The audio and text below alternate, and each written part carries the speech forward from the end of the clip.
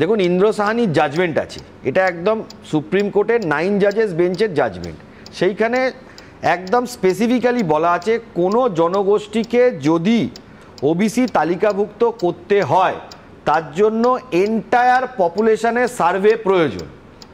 রাজ্য সরকার কোর্টের কাছে এফিডেভিট দিয়ে বলছে তাদের, রাজ্য সরকার না sorry commission, West Bengal backward class commission তাদের এফিডেভিটে ডকুমেন্ট অ্যানেক্স করে বলছে রাজ্য সরকারের তরফ থেকে এন্টায়ার পপুলেশন সার্ভে করার মতন ইনফ্রাস্ট্রাকচার নেই, এবং এই এন্টায়ার পপুলেশন সার্ভে করা, এখানে আমি আটকাবো, তাহলে এই সমীক্ষাটা কিসের ভিত্তিতে হয়েছে? এই সমীক্ষা যেটা হয়েছে সেটা হলো কিছু কমিউনিটি, কিছু ক্লাস তারা অ্যাপ্লিকেশন জমা দিয়েছে, 50টা 60টা 100টা 1000টা করে হাউস হোল্ডে গিয়ে বাড়িতে বাড়িতে দেখা হয়েছে।